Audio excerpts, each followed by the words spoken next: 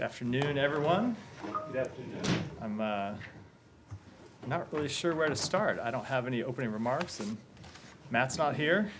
Who wants to kick us? Who wants to kick? No, go, Jen. Go ahead. Do the honors.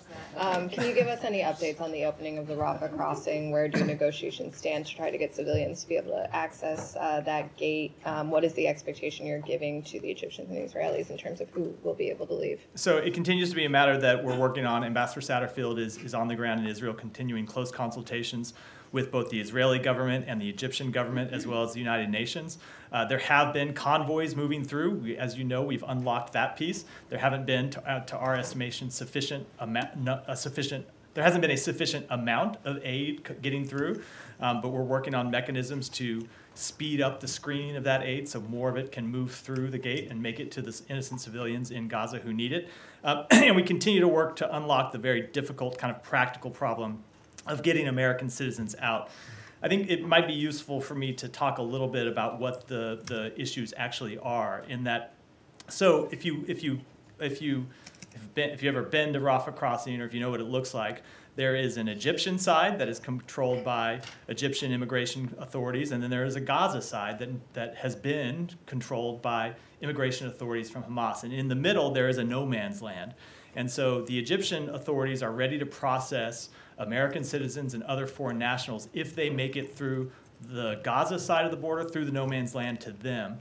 But the problem has been up until now, and it's the problem that we've been trying to unlock, is that at times on the Gaza side of the border, there has been no one there from Hamas to open the gates and process people and let them through. And at other times, there have been actually armed Hamas militants standing there, not even letting people approach the gate. And so we are continuing to work through with the United Nations, with the government of Egypt, the government of Israel, how to get this situation unlocked. We have been making progress. I can't get into the details of that progress because they're very sensitive negotiations, but it's something that we are focused on and hoping to get, hope to have American citizens and other foreign nationals able to move through in the coming days. What are you telling American citizens right now who are in Gaza who have asked for assistance getting out? So we have sent a number of messages to American citizens. As you know, there are a number who have registered with the Department of State to receive updates. We sent a message to them yesterday, just telling them that we were continuing to work to continue to work on a solution, and that we would provide them information as soon as we had an update. As you know, there have been times when we thought that the gates were going to open, and we sent messages to American citizens telling them that it was possible it was going to open, and so if they could make it safely there, they should consider doing so. And each of those times, we unfortunately weren't. The gate didn't actually open for the reasons I just articulated. So we are going to stay in touch with them and let them know we're working on it. And as soon as we have an update about them actually being able to make it through the crossing into Egypt, we will send them that update. And then last question, are there any U.S. officials at the Egyptian side of the Rafah crossing? There are American officials, consular officials, I don't want to give their exact location because it is somewhat of a volatile situation, who are on the ground in Egypt, who, without getting into too much detail from this podium, will be able to facilitate the onward journeys of American citizens when we are able to get them through the Rafah crossing. Shannon. Thank you. Just from my understanding, the Rafah crossing, when aid convoys move in, is Hamas's presence not required there to open the gate to those trucks that are allowed to pass into Gaza? So there are gates for trucks to go in and out, and then there are gates for people to walk through. It's a different thing. The Egyptians are opening their side of the gate. I don't know actually if someone's who's opening the other side of the vehicle gate that these trucks are going through. I would assume it's Hamas, but I don't know that for a fact. But it's a different transit point for people to walk through, and there's no one there to open those gates and do the immigration processing that needs to happen for people to walk through and make it to the Egyptian side. And has the State Department explored using this other point of entry, possibly in these emergency situations, to move trucks out of the area and also perhaps American citizens? I will say that we have explored every opportunity, including some that we haven't discussed here. Continue to explore every opportunity. We don't talk about them publicly because it's often not useful given the security situation on the ground, but we are pursuing every possible alternative available to get the American citizens out, and we'll continue to do that. Lastly, those American citizens, you still don't have any estimate you can give on how many Americans in Gaza the State Department is in contact with? I don't. It's in the several hundreds, but there's a number that we are in contact with. And as always in these situations, we don't know exactly how many of them will choose to leave. We provide information to all of them that have registered with our system. Like I said, it's several hundred. And on any given day, people will make their individual choices based on their situation, their family situation, whether they want to leave or not. Also on the border crossing, well, specifically on the issue of getting fuel into Gaza, where do we stand with trying to get an agreement on allowing fuel to go in? So we do think that it's important that fuel be able to make it into Gaza for humanitarian purposes. Obviously, the aid workers who are delivering humanitarian assistance through Rafah and then onward inside Gaza need to be able they need fuel to be able to advance those deliveries. Fuel is important for the provision of medical care. Fuel is important for desalinization. Israel has very real concerns about the diversion of fuel. Hamas continues to launch rockets. And so Israel has real concerns, and so we are trying to work through a mechanism to ensure that we can get fuel in a way that would not be diverted, so it could be used only for humanitarian purposes. It's one of the things that Ambassador Satterfield, who has a lot on his plate, is very much focused on. I don't have an update to give today, but it's something that we are trying very hard to effectuate. What kind of mechanism could there be that would at some point fuel is something that could be diverted once it's in there, right? Is there a third party who could somehow make sure that goes to hospitals or the places that you're saying it's needed? As with all of these details, because they're the subject of some very delicate ongoing discussions, I don't think it'd be appropriate for me to talk about the details from here. Okay, and just on the issue of, as you said, shipments have been going in, but it seems to be sort of happening very slowly. What is the, what is the holdup for? I think it's only less than 70 trucks that have been in the last 4 or 5 days. There are some practical considerations that we're trying to work through.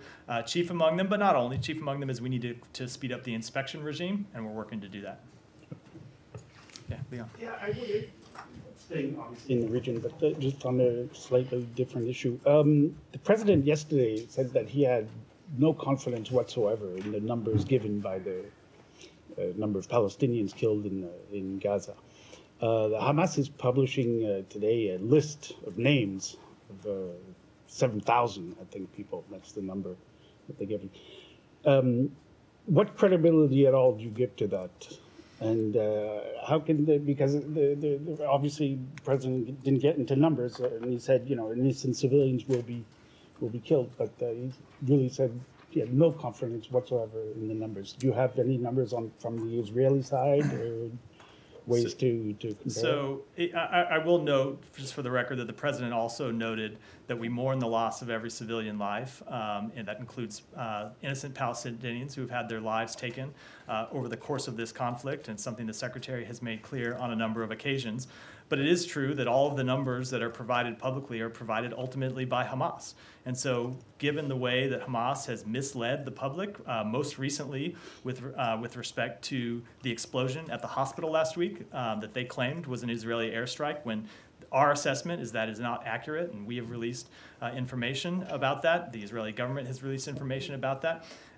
We don't trust Hamas. Now, we don't have any way to make an accurate assessment of our own about the number of civilians who have died in Gaza. There's not an independent body that's operating in Gaza that can provide an accurate number. But we do have skepticism about everything that Hamas says. But that said, obviously a number of civilians have died, which is why we're working to do everything we can to minimize civilian harm and get humanitarian assistance into the civilians in Gaza. Can I follow up on that one? Let me go ahead, Saeed. Yeah, thank you. You said that given the fact on the ground, there are a number of Palestinians that have died. So what is that number in your view? So what is that number in your view? We don't. The point I just said is we don't have a way of accurately is, assessing that number. Is it in the thousands? Is it in the thousands? See, I say there are a number, but I cannot stand here and give you without. There is not a United States body. Right. There's not a United Nations Right. body. There's not a credible body that is in there assessing the number. But let me just say Right. that we know it's a significant number of people have died. We mourn the loss of every one of those civilians, and that is why we are doing everything we can to make clear to the Israelis that they need to operate in a way that minimizes civilian harm, and that we are doing everything we can to get humanitarian assistance in for the benefit of innocent civilians. We just are unable to offer our independent confirmation of the number because there's no independent body that is making assessments. The only organization that is currently giving this number is Hamas, and obviously we Okay. don't trust Hamas. Okay, but I mean, just to follow what the president said, that this is war and in war people die and so on and all these things. What would be acceptable for the United States? I mean, do you have a figure that can be acceptable So that would push the government of the United States that has a great deal of leverage on Israel to say, okay, the time has come for a ceasefire? Saeed, I think you are conveniently leaving out a number of things that the president said yesterday. The president said, as he said repeatedly, as I just said, that we mourn the loss of every civilian life, and he's talked about how in direct conversations with Prime Minister Netanyahu, he has made clear that Israel needs to operate consistent with international humanitarian law. Let me put it this way. We do not want to see one innocent civilian die. We don't want to see an innocent civilian die in Israel. We don't want to see an innocent civilian die in Gaza. The fact is, Hamas continues to use innocent civilians as human shields. Right. Israel is conducting what, in our assessment, are legitimate military operations to try to take out the terrorist group that that attacked them on October 7th. They Right. need to do so in a way that minimizes civilian harm, and at the same time, we need to do everything we can to get humanitarian assistance in. So do you believe that Israel is following the laws of war in this case? I mean, looking at that entire neighborhoods were completely wiped out. Again, as I said, we talked about this the other day. I'm not able to sit up here and offer an assessment of individual strikes. I will say that our expectation is that they need to follow the laws of war and they need to follow international humanitarian law. And that means not deliberately targeting civilians, which we do not believe they are doing. It means operating in a way that minimizes civilian harm when they are trying to take out legitimate terrorist organizations. Okay, one more question, and that would be it for me. Secretary Blinken, according to a report in Axios that was published yesterday at like 7 o'clock in the morning, Secretary Blinken told his guest or the group that he met with on Monday that he's asked the Qatari PM to rein in Al Jazeera war coverage. Can you confirm that? Did the Secretary ask the Emir of Qatar to rein in Al Jazeera coverage? So I'm not going to speak to private diplomatic conversations, Right. but you have heard me say from this podium that we would hope that everyone that talks about this war, everyone that covers this war, would use reliable sources of information, would make sure that their coverage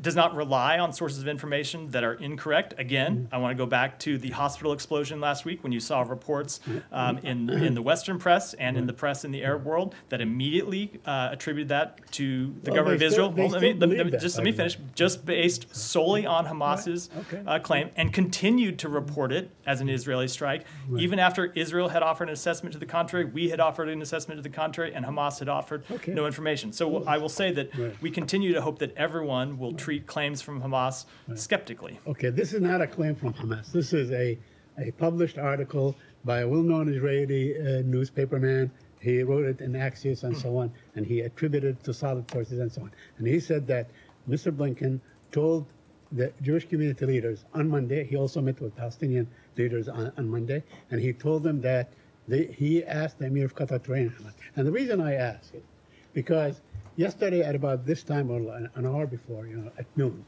Israel bombed the place where the family of a Al Jazeera prominent correspondent, the senior correspondent in Al Jazeera, and they killed his entire family. Do you have any comment on that? So, two things. Number one, if you're suggesting a link I'm not between the two, suggesting well, you anything. asked them I'm in. just- You, hold on, you asked them in direct. I am not suggesting in direct. anything. You I'm asked just- them in direct. So I'm glad you're not suggesting that because any such suggestion would obviously be preposterous. No. I will say that just as we mourn the loss of every civilian, that includes those journalists who are in harm's way. And I would say, as we've noted a number of times from the United States government, we pay special we give special respect to journalists who put themselves in harm's way to let the world know what is happening and to bring information to the world. So obviously we mourn the death of those journalists. It is a great tragedy. Alex, go ahead. On this topic, two questions. I'm sure you have seen media reports about Hamas delegation visiting Moscow today. What role has Russia been playing in this fight against Hamas in your assessment? We haven't seen them play any productive role. The only thing that we've seen them do was exercise a veto in the United Nations yesterday on our resolution, which achieved majority vote inside the Security Council, but was vetoed by Russia and, of course, by China. But in terms of the work that we have been trying to do to keep the region calm, where we have had conversations not just with leaders in the region, but the Secretary had a conversation with Wang Yi while he was in the region, we have seen Russia play no productive role at all. Any reaction to Hamas dialogue, having dialogue with Hamas in Moscow? I wish I could say I was surprised, but I'm not, and I don't have any further comment. And on Iran, yesterday President warned publicly Ayatollah that if should there be any attack on U.S. Forces in Syria and Iraq, it will trigger a response. We have seen multiple reports, at least not one, at least two attacks since yesterday. There hasn't been any response. What should we expect in the next couple of hours, days? So I am not going to preview any action from this podium. I will say that we always reserve the right to defend ourselves and our interests. We will never hesitate to take action when needed to protect and defend our forces and our interests overseas. And any response, should one occur, any U.S. response will be at the time and place of our choosing. And as I said, I certainly wouldn't discuss it from here. Please come back to me later on the Caucasus. Okay. Yeah, no, yes. go ahead. Since you disputed the number of civilians killed, just wanted you to verify this. So the UN said that 35 of their workers have been killed in Gaza, 24 journalists, including the family of our colleagues, Wael Dahdour. Is this something you dispute as well, or you just say Palestinian civilians? No, I don't. I'm not able to verify that. We don't have an independent U.S. assessment to make of that. But no, I do not dispute numbers from the United Nations. Obviously, there is a great difference between the United Nations and a terrorist organization like Hamas. But the United Nations using the same numbers. I don't know where they're getting their. Hamas is I don't know where they're getting their information. The United Nations obviously has connections with workers that it has on the ground, so I'm not able to speak to their assessments without having any more detail of how they arrived at them. Just link this with the Israeli cabinet ministers have been calling Palestinians in Gaza human animals, and many people in the Arab world believe that this is an incitement campaign that will lead to more killing and, in a way, sanction the killing of Palestinians, including civilians. Is this something that you condone, or can you condemn what Israelis are saying from this podium? I think it's important that everyone involved in this conflict, everyone involved around the world, remember the basic humanity of every individual, of every human being. And as I said before, we think it's important that Israel respects civilian life in conducting their operations. Okay, one more on the Jordanian foreign minister who just spoke at the UN, and he was speaking on behalf of the Arab group. He said that collective punishment against civilian Palestinians in Gaza is a war crime. Now, the U.S. has been providing Israel with lethal weapons. They've been giving them a cover, even when they're in an obvious breach of international law, like cutting off water, electricity, and fuel.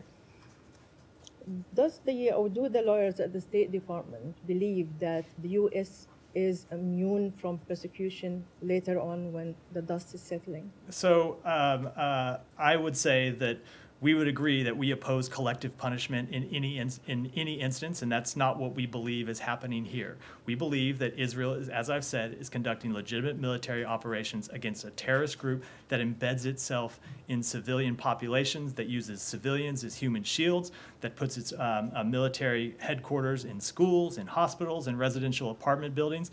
Israel has a right and an obligation to do everything it can to respond to the terrorist attacks and take on the terrorist organization that launched them. But as I've said, they need to do so in a way that protects civilian life to the maximum extent possible. Okay. One last quick one. Go ahead, Matt. Well, I'm just mystified by that last response. You oppose collective punishment, and you say that that's not what you're seeing here.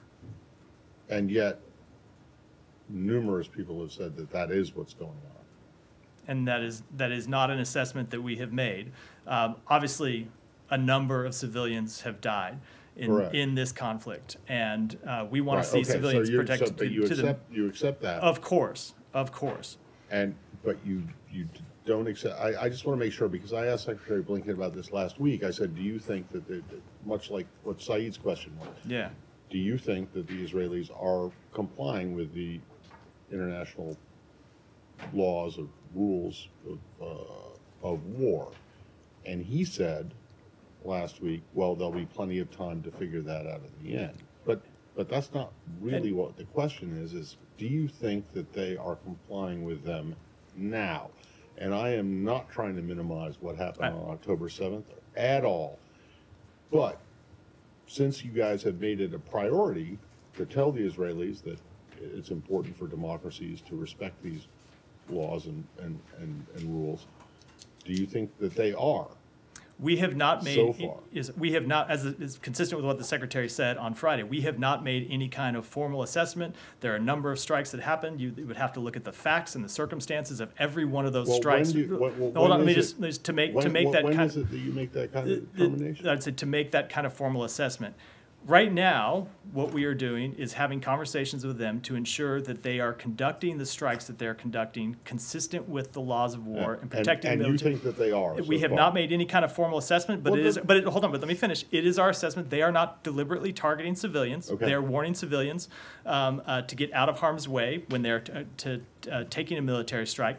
It is a difficult situation because the point I made about Understood. Hamas using I'm its human I'm shields. not We have suggesting not. anything otherwise. I we- just want to know, we is have it not- your assessment that they are right now? We have not made complying? any kind of formal. No, I know. I'm not asking for a formal I- assessment, but it sounds to me as though you're saying that you guys believe that the Israelis are operating It is within so. the rules of war They have and launched. So humanitarian, we believe international that. humanitarian So law. we Right? they have launched a number of strikes, and to make that to make that determination, you would have to conduct an examination of every strike, which obviously we have not done. Those are very fact-specific determinations that people here at the State Department would have to make. We have not made that assessment. I will say. We do believe that they are not intending to strike civilians, that they're Okay. trying to conduct their operations in a way that minimize civilian harm. Okay, and what, doesn't that mean then that you think that they are complying? Again, that is, Matt, it is a legal determination that requires intense. I'm not asking for a legal determination, but if you, But the question that you've asked is a legal question that requires a legal determination. There are formal assessments the State Department makes as to this question, and they require looking at very fact-specific determinations as regards to each strike. We are in the middle of this conflict. We have not made those determinations. What I can say is what in our conversations with the Israeli government, they have told us they are trying to minimize civilian harm, and we have impressed upon them the need to do that. okay, and you believe that they are doing that? We do. Okay, thank you. Go to this. Therefore, you would disagree with the UN Secretary General when he said yesterday in front of the Security Council that there were clear violations. It is just not an assessment that we have made.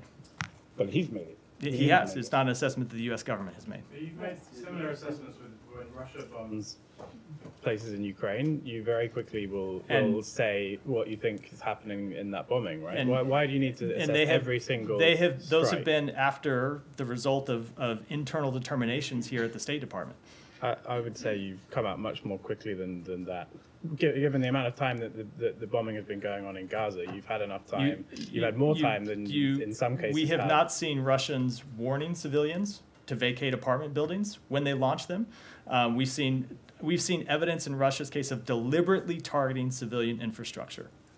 So you have made what some kind of assessment. I'm saying that's of the difference in the situation, facts that we haven't seen here. No, but the fact that you have made a determination, because what you just said to Simon is that you made a determination that Russia deliberately targeted civilian, and you have made a determination No. in this case that Israel is not deliberately doing that.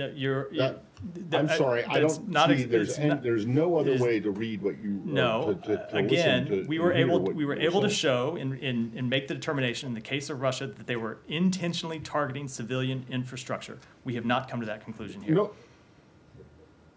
With Israel. With Israel, yeah. Okay, so that means that you have thus far determined that Israel is complying with the laws No, of war. it does not mean that. It means that we have not conducted, again, Matt, I know you want me to make a claim No, that usually is at the end of a formal legal process, and I'm not But able to no, do that. I don't think that's correct at all. And in fact, it's exactly as Simon said. You guys were very quick off the bat to accuse Russia of, and probably correctly, of committing war crimes and doing that kind of thing. So- but in this case, and it's now 2.5 weeks in, you guys are saying, you guys won't say whether you will make a determination, even though many others have. So, or many others have weighed in, either on the yes, they are complying, or no, they are not complying. I'm saying And so I think that what the world is looking for is a clear statement from you guys, whether you think that they are heeding your advice. And it sounds to me as though you're saying, yes, they are. But you then, when you're pressed on that, you won't give an answer. Again, we believe they are listening to our advice, but I cannot make the formal. I just cannot make the formal determination when it comes to every one of the strikes that's been launched. Let me go ahead, Said. Go ahead, Right here, and then we'll. just very quickly. So you're saying, I do want to give other people a chance, but go ahead. You're saying that dropping leaflets on people, I'm sorry.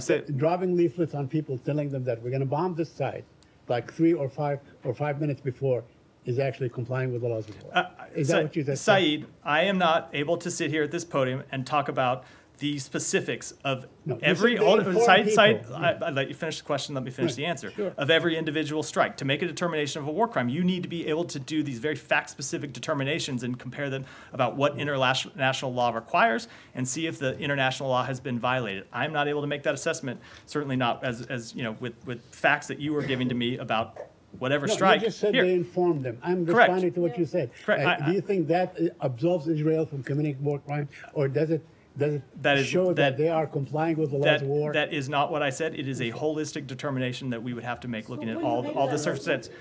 Go ahead. Thank you. So let's go to Africa. Today the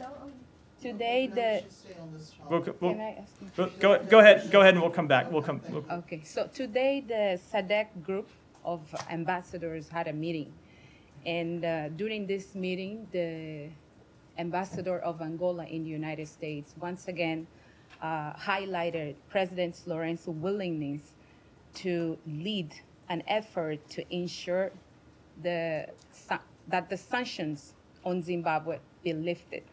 So and this is a concern of all African countries, that those sanctions are unfair, the sanctions. So what is Biden's administration doing in order to lift the sanctions on Zimbabwe? I will unfortunately have to take that one back and get you an answer. Did you go? I'll go ahead. Let me go ahead. I'll come to you next. Yeah, go ahead. Okay, so Matt, thank you.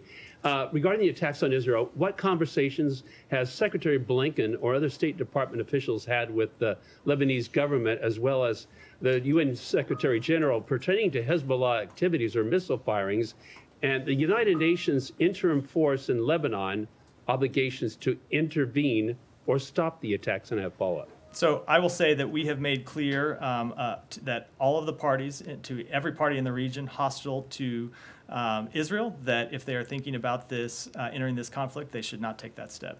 Okay, then it seems like Qatar and Turkey are playing both sides. Is either government truly an honest broker and having a positive impact that you know of on stopping the assaults against Israel? We believe that Qatar has played a very useful role in this conflict in a number of cases, most importantly securing the release of the 2 American hostages that were released last Friday. Qatar continues to engage productively on this question with entities in the region. The Secretary has publicly thanked them for that role, and we hope it will continue. I want to come back to the question about the numbers of people who have been killed in Gaza. One, John Kirby just said during the White House briefing, when asked about the thousands number, he said, quote, "We would not dispute that." Number two, when it comes to trying to figure out the numbers of people, yes, I take it that U.S. officials aren't inside Gaza, but with the rise of organizations that use and basically reverse engineer information on social media to try to pull together those numbers. Why isn't the U.S. government doing that? Is the U.S. government doing that? And if not, wouldn't that be helpful in trying to determine just how much loss of life has happened and whether that would go towards giving more informed advice to the Israelis? Sure.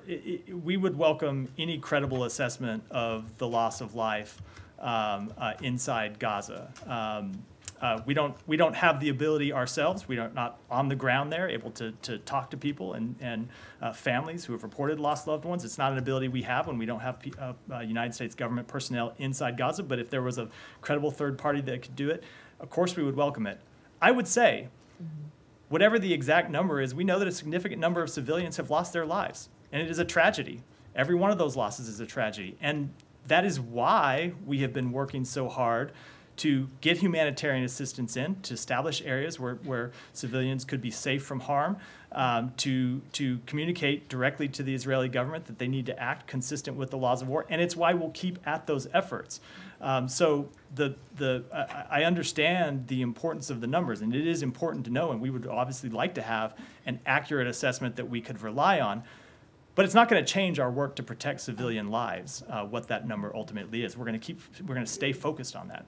One more. And when it comes to the transport of fuel into Gaza, particularly to deal with desalination, particularly with keeping hospitals operating, are there third parties that the U.S. and its regional allies have identified that could verify that the fuel that is brought in actually gets to those locations, is not diverted? How quickly can that third party or those third parties be brought online to make this happen?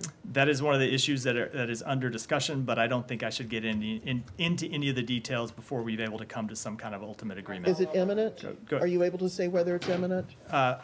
We're working on it. We hope to have an agreement soon, but I wouldn't want to put a timetable on it. Go ahead. Thank you. There has been a deep frustration in the Muslim world against the U.S.'s approach to the Israeli-Hamas war. Most recently, leaders and foreign ministers of Turkey, Qatar, and Queen of Jordan criticized the quote-unquote double standards of the West in the Gaza conflict. So I'm wondering, how will the U.S. address this deep frustration and anger in the Muslim world and its Muslim allies and partners about its approach to Israel, about its unconditional support to Israel? I think we will try to keep having honest, open conversations with people, both with leaders in the region and directly with the public. It's one of the reasons we stand up here and take questions. It's one of the reasons the Secretary has done a number of interviews, including with Arab television networks, and we'll continue to do that to make clear what our policy is, that we think it's important that Israel be able to respond itself to terrorist attack, as any country would, including countries in the Muslim world, but that they need to do so in a way that protects civilians from harm. One follow-up, please. As my colleague mentioned, UN Secretary General said, Israel's actions are clear violations of international humanitarian law. So I'm wondering, by refraining from raising concerns about Israel's such actions, such violations, does the U.S. think it has lost its moral ground in other global issues, in other parts of the world? I mean, are you worried that your approach to Israel will undermine your message and your calls for respect to international law and human rights in other parts of the world? No, I do not. I think that we will continue to be clear that in any conflict, civilians must be protected. They should have a real opportunity to voluntarily get to safety, to access food, water, shelter. That's what we're working hard to achieve for civilians in Gaza. And we will continue to make clear that those rules apply equally to all parties in a conflict, including Israel in this conflict, including Russia and Ukraine, with respect to Russia's invasion of Ukraine, with respect to any parties to any conflict in the world. We will continue to reinforce that message because we believe that efforts to mitigate and respond to civilian harm are both a moral and strategic imperative that we will continue to push for in this instance and in others, and that they are the necessary actions that democracy should take. Go ahead. Yeah, Can we move on to China? All right, I'll come to you next, but we'll let Nike go ahead with it. Sure. Some congressional leaders have urged administration officials in their meetings with Chinese Foreign Minister Wang Yi to raise directly the questions on Americans wrongfully detained by China and other political prisoners. Would Secretary Blinken press China on this issue? What outcome would the United States like to see? Can you say their names? So I am not going to speak to the meeting before it happens. The Secretary will meet with Wang Yi later today and again tomorrow. But I will say that in all of our meetings with Chinese officials, we have raised areas of concern that we have, and those areas include wrongfully detained Americans. And you should expect that U.S. government officials will continue to do that in their meetings with Chinese government officials. And when the meetings are over, we'll be happy to talk to you about exactly what we did. I will say that with respect to wrongfully detained Americans, a number of times it's actually not helpful for us to raise their names publicly. There are a number of places where they don't want us to, where there are privacy objections. But I can assure you that we are working behind the scenes to try to secure their release as soon as possible. And on Taiwan, Foxconn, the global known supplier for Apple iPhones, is recently under investigation. The timing is sensitive because it comes at a sensitive moment when Foxconn's founder, Terry Guo Taiming, is entering into the Taiwan's presidential election. Does the U.S. share with many analysts' view that this is an attempt to intervene and intimidate Taiwan's presidential election? Does the U.S. have a position on a presidential election of a self-ruled democracy? I will say that we have deep confidence in Taiwan's democratic process, believe it's up to Taiwan voters to decide their next leader free from outside interference. The United States does not take sides in Taiwan's elections, as we don't in elections anywhere in the world. We are committed to the fair treatment of all candidates, and our policy with respect to Taiwan will remain the same regardless of whichever party is in power. Go ahead. Thank you, Matt. On Bangladesh opposition leader Khaleda Zia, whether U.S. would call on Bangladesh authorities to allow her getting medical treatment abroad, since the State Department's annual reports describe her trial did not meet required fairness, and it is a political ploy to remove her from the political process. According to media reports, 3 members, medical doctors from the Johns Hopkins in Bangladesh, and checking her medical condition. As the Voice of America English service reported, the country's first female prime minister, high risk of dying under these current government restrictions. So what is your comment? I will say that we are monitoring reports about former Prime Minister Zia's deteriorating health. We have encouraged the Bangladeshi government to ensure a fair and transparent legal process for her, and I don't have anything to add to an internal legal process. One more on Bangladesh. Hold on. One more on Bangladesh. Ahead of Grand Rally 28th of October, government is very much attacking on opposition and arresting every day, and they are trying to control by any means to obstruct the Grand Rally. And you are urging many times, Ambassador Peter Hush also urging many times to ensure fundamental rights and to reflect the will of the people of Bangladesh. So what is your comment? Our comment is, as it has been, that we believe the upcoming elections need to be free, fair, and peaceful, and I don't have any further comment. Nick, go ahead. Thank you so much. I know that... I was calling on Nick, but go ahead. Yeah, Nick thank you. That's why I said Nick. It's Bangladesh. Yeah, U.S. Assistant Undersecretary Afrin Akhtar recently paid a visit to Dhaka. Pro-opposition speaker in different talk shows claiming that U.S. issued a deadline to Bangladesh Prime Minister Sheikh Hasina to resign by November 3rd or face the music. Though U.S. Embassy gave an explanation, but opposition analysts continue to claim U.S. stand with opposition. Can you categorically confirm or deny? And then I have another question. Thank you. I will just say that no, we do not take a side on internal political matters. Thank you so much. I'll be very short. You know, just to explain now, a big festival in Indian subcontinent going on is called Durga Puja. This is an annual Hindu festival, and last 5 days is very important for this Durga Puja. And all the opposition party, the acting chief of BNP, Tariq Rahman, who is convicted and a fugitive, described by former US diplomat as a symbol of violent politician in Bangladesh. And they are asking to come, they are violent supporter to Dhaka, to seize the Dhaka on the date of 28th. This day after tomorrow. It is the biggest end of this biggest festival Hindu community, and they have track record for communal violation and attacking Hindu population with arson and burning the bus and families, and also making kidnap. So what is your concern on that? Thank you. I will take that back and get your comment. Nick, go ahead, and then Jani will come to you next. Back to the Sorry. Chinese foreign minister visit here. I know you don't want to get ahead of the meetings, but at the UN, Secretary Blinken said he's going to be speaking with the foreign minister on ways to prevent the conflict in the Mideast from spreading. What, if any, specific asks are going to be made in that respect during the meetings here? So what I expect is that Secretary Blinken will continue a conversation he started with Director Wang when he had the occasion to speak to him while we were on this trip to the Middle East. He called him when we were in Saudi Arabia to say that China should use whatever ability it has as an influential power to urge calm in the region. We know China has relationships with a number of countries in the region, and we would urge them to use those relationships, the lines of communications they have, to urge calm and stability. We don't think that increased stability benefits the United States. It doesn't benefit China. It certainly doesn't benefit the people of the region. Jani, go ahead. Thank you, Matt. I have a question on the Russia, North Korea, and China.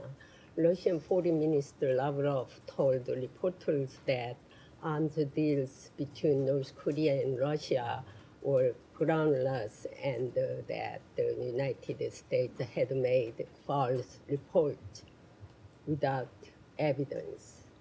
Also, Russia claims that the U.S. Security Council sanctions against North Korea are meaningless. How will you refute this? With respect to the last, it's interesting to hear them claim that they are meaningless, given that Russia voted for those very resolutions that impose sanctions on North Korea.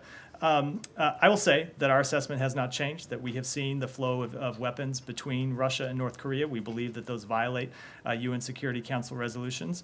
But that said, we will continue to act to support our allies in the region, in Asia, and with respect to Ukraine, we will continue to provide them the weapons they need, the security assistance they need to defend themselves, including a package that we announced today. Abby and then Michelle, come to you next. Will the Secretary Blinken raise the issue of China's role in the UN Security Council sanctions against North Korea at the meeting with Wang Yi? I am sure that North Korea will be on the agenda, and I wouldn't want to comment any more specifically in advance. Abby, go ahead. Back to the Middle East. Two questions. The UN humanitarian coordinator on the ground there said that there is nowhere safe for civilians to go in Gaza. Do you disagree with that statement? And what is the latest on U.S. efforts to create safe zones? I will say that we are working very hard with our partners in the region. It's one of the things that Ambassador Satterfield is working on to ensure that civilians can be protected from harm. It's the subject of ongoing discussions. I don't have any updates to offer other than to say it's something that he continues to work on. And there were reports today that U.S. and Qatar have reached an agreement for Qatar to revisit their relationship with Hamas after this is all over. Do you have any comment on that? I saw the report. I can't comment on a private diplomatic negotiation. I will note two things. When the secretary was in Qatar, he said publicly that ultimately no country can continue to carry on with business as usual with Qatar as they did before business as usual with Hamas as they did before the October 7th attacks. That's a message he delivered in all of his travels through the region. That said, we are very appreciative of the role that Qatar has played in helping secure the release of hostages, in work to continue to secure the release of hostages, and we are very appreciative for their work in that regard. And Michelle, and we'll wrap it up there. I have two questions. Or Alex, I'll come back to you. I forgot. Yeah, go ahead. Sorry, First, Michelle. does the U.S. support the French president's proposal to form an international coalition similar to the de-ISIS coalition to fight Hamas and other extremist groups in the region? That's an issue that we will discuss directly with the French government, but certainly we welcome the work of any government to try and ensure that Hamas cannot continue to operate and carry out terrorist attacks the way it did on October 7th. And second, are there any considerations to withdraw the UNIFIL forces from the south of Lebanon? So I'm not aware of any such plans at this time. The United States remains committed to UNIFIL's mandate of monitoring the cessation of hostilities and the Blue Line generally. UNIFIL's independence and freedom of movement is critical to its ability to fulfill its mission. Thank you. And Alex will wrap there. Any update for us on the RFI reporters situation? Have you heard back from the Russian government? To expedite? We have not yet been officially notified by the Russian government, and they have not yet responded to our requests for consular access. We continue to make those requests to consular access and hope that they will be granted. Thank you. And today is Evan Gershover's birthday. Has there been any attempt? I'm sorry, what? Evan Gershover's birthday is today. Have you guys reached out to him in jail? I know Ambassador met with him last week. Yeah, the ambassador met with him, and we'll continue to have conversations with him when we do have consular visits, and we continue to press for his release. Finally, on Karabakh, you know that the meeting between Azerbaijan and Armenian leaders was supposed to take place in Brussels, got cancelled. Second time, actually, this got cancelled. I'm just wondering, given all the latest developments, and also we have Iran in the picture, is there, what is your hope for the Washington-backed peace process? Is it a distant dream at this point, or? We continue to think that it is in the interests of the two parties. It is interest in the region. It is in the interest of the region, and it is in the interest of the broader world that those two parties reach a peace agreement, and we'll continue to push it. I'll leave it there. Thanks, everyone.